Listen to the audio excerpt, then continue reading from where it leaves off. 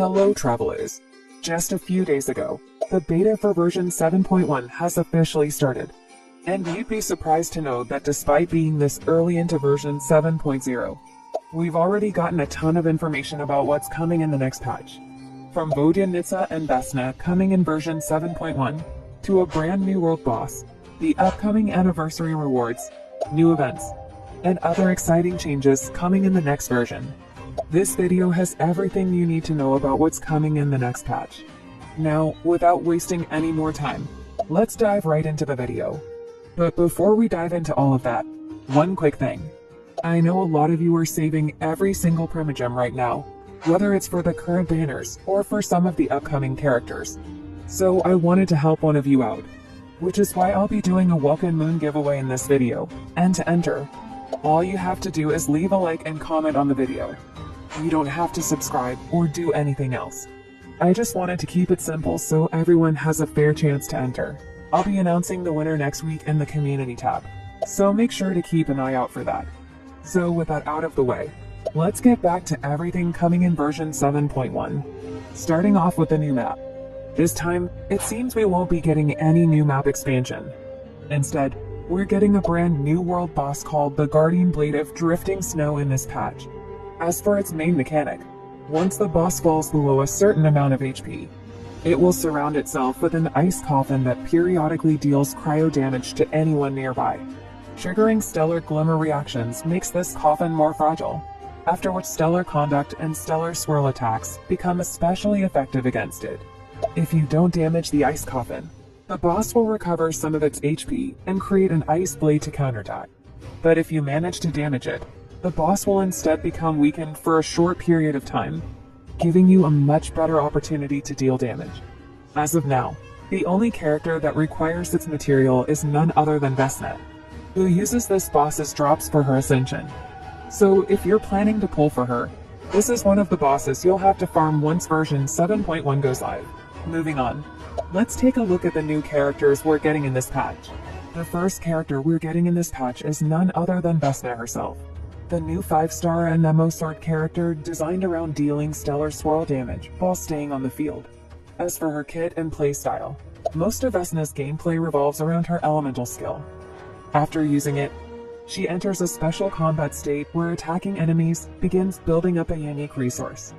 Once enough of that resource is collected, she can consume it to use an enhanced version of her skill. And each time she does this, the next skill becomes even stronger, allowing her to chain several enhanced attacks throughout her rotation. You can basically think of her as something like an Anemo version of Zebai. As for her elemental burst, it's a lot more straightforward, dealing a large amount of stellar swirl damage to nearby enemies. So overall, her main playstyle is basically using her skill, staying on the field to build up her special resource, and then repeatedly chaining stronger versions of her skill for most of her damage. Outside of combat, Vesna also comes with a special exploration ability called Airborne Cruising, which allows her to fly through the air while moving around the map. And while exploring Snezhnaya, switching to Vesna while your current character is already sprinting or flying can immediately put her into this cruising state, which tends to last for approximately 10 seconds. Moving on, the second character we're getting alongside Vesna is none other than Vodyanitsa, the new 5-star Hydro Catalyst character arriving in version 7.1. And unlike Vesna, who has a stellar linchpin, Vodyanitsa appears to use a regular Hydro Vision, and is mainly designed as a support and healer. Most of her utility comes directly from her elemental skill, which summons several microphone-like floating constructs that perform coordinated Hydro attacks, while also healing the active character and increasing their resistance to interruption. On top of that, her skill also reduces the Hydro and Cryo resistance of nearby enemies, making her a strong option for both Cryo and Hydro-based teams.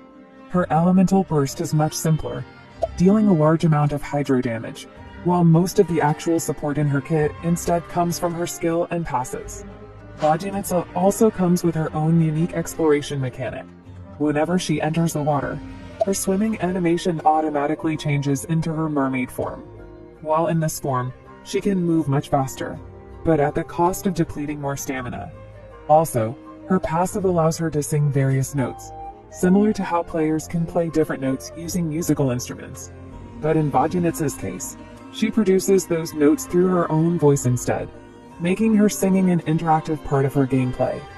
As for the rerun characters, since Vesna and Vodyanitsa are the 2 confirmed 5 stars coming in this patch, the remaining 2 featured characters are expected to be rerun units. As for which phase they'll appear in, it's still a bit too early to say for certain, but we can make some pretty convenient guesses based on the current information and the Spryal Abyss blessings. So for now, we can expect Vesna to be the new 5-star Stellar Swirl DPS in the first phase, with Skirk joining her as the most likely rerun candidate. Then for the second phase, we can expect Vodyanitsa as the other new 5-star Hydro support, followed by Furina filling in the remaining rerun slot. However, as I mentioned earlier, this is still only a prediction based on the current data information. If Hoyoverse decides to make any last-minute changes, Furina's spot could easily go to Escafir instead, especially considering how heavily version 7.1 endgame content seems to favor cryo teams. Alongside that, the main event of version 7.1 is expected to take place in Leeway, and since we got a free character in version 7.0, players will be able to get a free weapon in the next event. As for its passive and stats, this new 4-star sword has a 510 base attack, while providing up to 41.3% attack percentage at max level. As for its passive, whenever the character uses an elemental skill, their elemental mastery increases by 52 at refinement rank 1, and goes up to 104 elemental mastery at refinement rank 5. This effect can stack up to 2 times, with each stack lasting 12 seconds, and having its own separate duration, making it a solid option for reaction-based sword characters. And lastly, we have the upcoming anniversary rewards. Now, this is where things get pretty interesting, because according to recent leaks, players may be able to obtain an older 5-star character along with one of their signature weapons, with Archons apparently being excluded from the selection. However, I definitely take this information with a pretty big grain of salt for now. Hoyoverse hasn't given out rewards this generous in a very long time, and the original leak itself still doesn't have enough confirmation.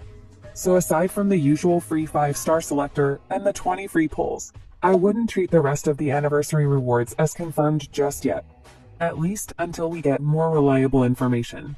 And that brings us to the end of the video.